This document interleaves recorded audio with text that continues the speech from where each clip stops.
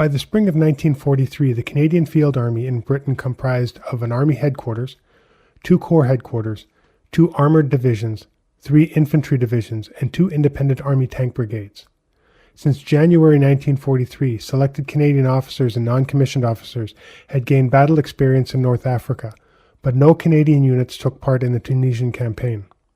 It was urged in Canada that considerations of self-respect, as well as regard for the country's influence in the post-war world, demanded the Canadians fight, and fight soon. It was also argued that large-scale battle experience would be desirable before committing the Army as a whole to operations. In April 1943, agreement was reached with Britain that the 1st Canadian Division under Major General H.L.N. Salmon and the 1st Canadian Army Tank Brigade would join the assault on Sicily, which would follow the clearing of Tunisia. The invasion of Sicily would be carried out by 2 armies, Lieutenant General George S. Patton's 7th U.S. Army and General Sir Bernard L. Montgomery's 8th British Army, both under the command of General Sir Harold Alexander. General Dwight D. Eisenhower, the supreme Allied commander in the Mediterranean, exercised overall control. On 13 May 1943, General Alexander telegraphed to Mr. Churchill, "It is my duty to report that the Tunisian campaign is over. We are masters of the North African shores." However, the invasion of Sicily could not begin at once.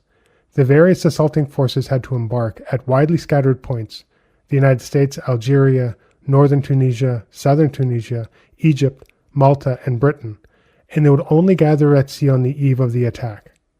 The Canadians would be part of the 8th British Army. When General Simonds was killed in an airplane crash at the end of April, Major General G.G. Simonds assumed command of the 1st Division. On 28 June, the bulk of Canadian troops left the Clyde by fast assault convoy. A slow assault convoy carrying transport and equipment had preceded them.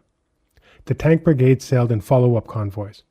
58 Canadians were drowned when 3 ships of the slow assault convoy were sunk by enemy submarines, and 500 vehicles and a number of guns were lost. But shortly after midnight on 10 July, the ships dropped anchor 7 miles from the Sicilian beach and quietly rode out the night.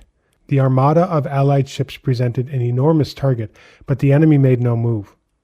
In the early hours of 10 July, while it was still dark, the sea assault, preceded by airborne landings, went in. The Italians had little stomach for fighting. The Canadians, assisted by British commando units, seized all of their objectives, including the Piceno airfield, at small cost. Success was general all along the front. The lessons learned at Dieppe had been put to good use. No port was attacked frontally.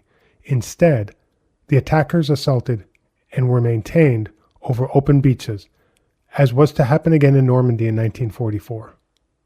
But ports soon fell. Syracuse on the first day and Augusta 3 days later.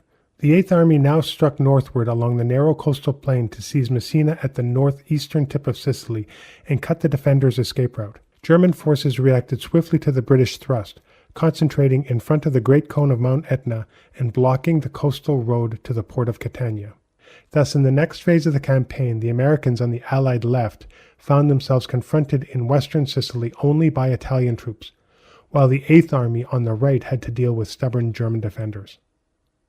The Canadian axis of advance through rugged hills far to the left of the main route along the coastal plain grew increasingly important as the campaign continued.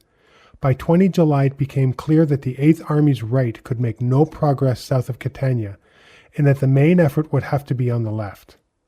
The Canadians received orders to drive to Adrano, which lies at the foot of Mount Etna some 20 miles north of Catania. The 7th U.S. Army, after sweeping through western Sicily, was to come into line and join in a combined offensive to burst through to Messina. Meanwhile, the Germans had been reinforced with the best part of 2 divisions from Italy.